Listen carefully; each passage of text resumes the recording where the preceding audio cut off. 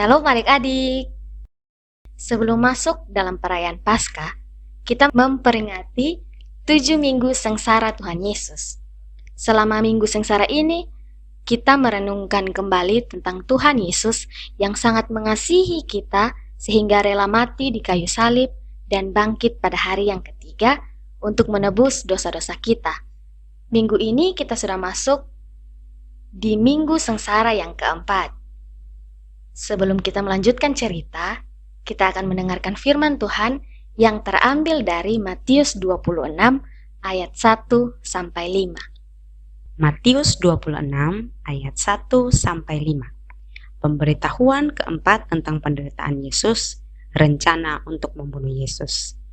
Setelah Yesus selesai dengan segala pengajarannya itu, berkatalah ia kepada murid-muridnya, "Kamu tahu bahwa 2 hari lagi akan dirayakan Paskah, maka Anak Manusia akan diserahkan untuk disalibkan." Pada waktu itu, berkumpullah imam-imam kepala dan tua-tua bangsa Yahudi di istana imam besar yang bernama Kayafas, dan mereka merundingkan suatu rencana untuk menangkap Yesus dengan tipu muslihat dan untuk membunuh dia. Tetapi mereka berkata, "Jangan pada waktu perayaan, supaya jangan timbul keributan di antara rakyat." Demikian firman Tuhan. Selama perjalanan Tuhan Yesus dan murid-murid dari Galilea ke Yerusalem, Tuhan Yesus sudah memberitahukan kepada murid-muridnya bahwa Tuhan Yesus akan diserahkan kepada tua-tua, imam-imam kepala, dan ahli-ahli Taurat, lalu disiksa dan dibunuh, dan akan bangkit pada hari yang ketiga. Alkitab mencatat bahwa Tuhan Yesus memberitahukan kepada murid-muridnya tentang hal itu sebanyak 4 kali. 4 kali? Mengapa sampai 4 kali, Kak?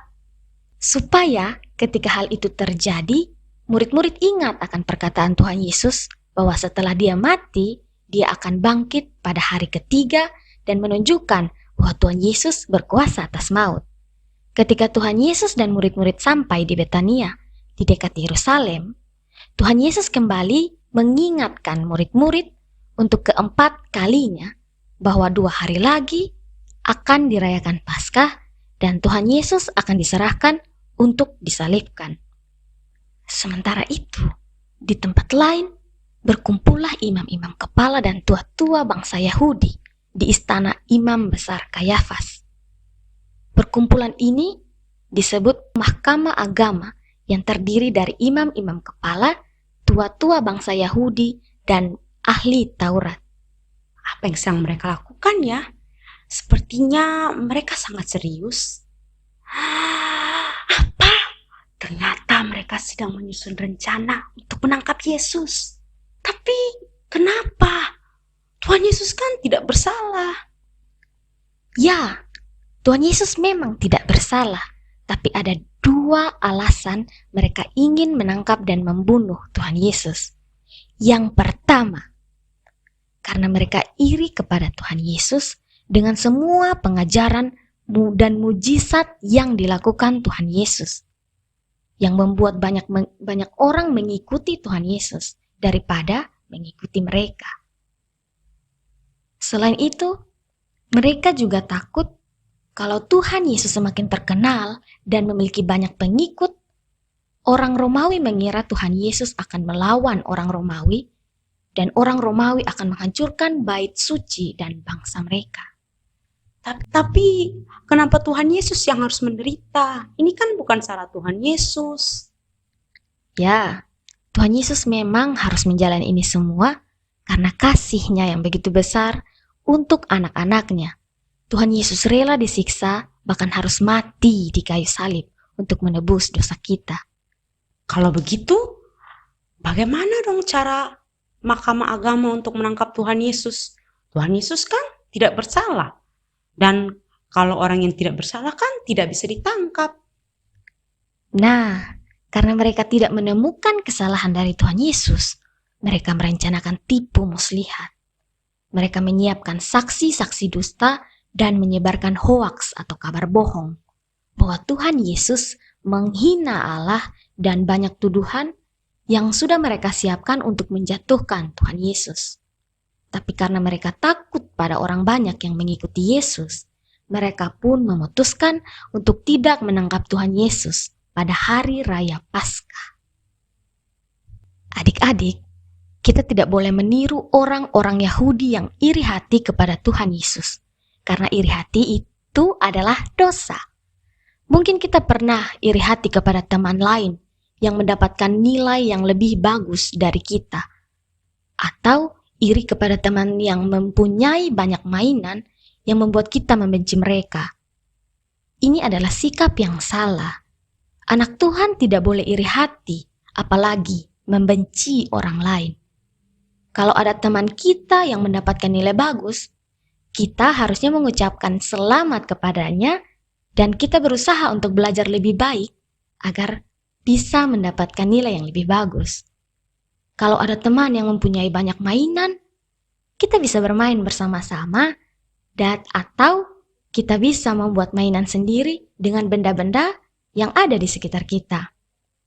Firman Tuhan hari ini juga mengajarkan kita untuk tidak boleh menipu, apalagi menggunakan hoax atau kabar bohong untuk mengadu domba dan menuduh orang lain. Masih ingat dengan cerita yang satu ini?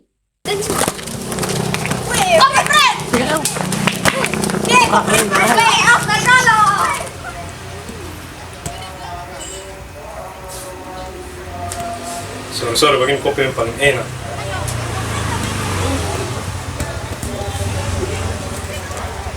Mamang dulu.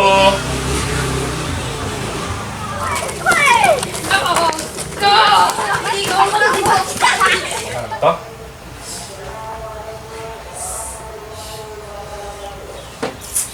Oh, ini baru ada pisang goreng ku enak. Cari dong. Tahu di Tantana Pura sih taruh buka konde.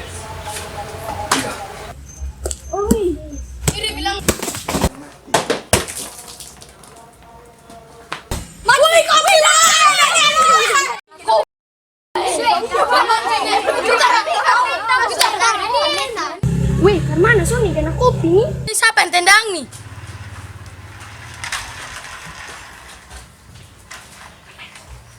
Itu ada Bril tuh kayak tuduh dia sah.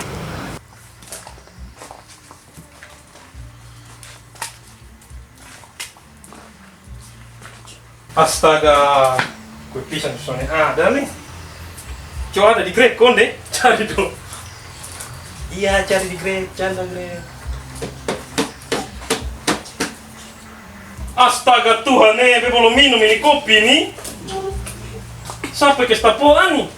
Itu Bril yang kasih tapoa. Itu Bril yang kasih tapoa tuh. Itu Bim yang kasih tahu oh. Itu Bimo. Astaga, Adi Bim yang kasih tompok kopi kok? Bukan beta. Ais, nah sudah, nanti baru bikin ulang tuh. Ada Ovi saja. Ovi, tolong bikin kopi dong. Seperti dalam video tadi, kita tidak boleh bersikap seperti anak-anak yang berbohong dan menuduh temannya yang tidak bersalah. Tetapi kita harus selalu jujur setiap hari dimanapun kita berada, baik di rumah, di sekolah, atau pada saat bermain dengan teman. Jangan lupa untuk meminta bantuan Roh Kudus agar kita menjadi anak yang tidak iri hati, tidak membenci, tidak suka berbohong, dan tidak suka mengadu domba. Kita meminta bantuan Roh Kudus untuk mengubah kita menjadi anak yang jujur dan mengasihi sesama kita seperti Tuhan Yesus yang selalu mengasihi kita. Demikian firman Tuhan hari ini. Shalom.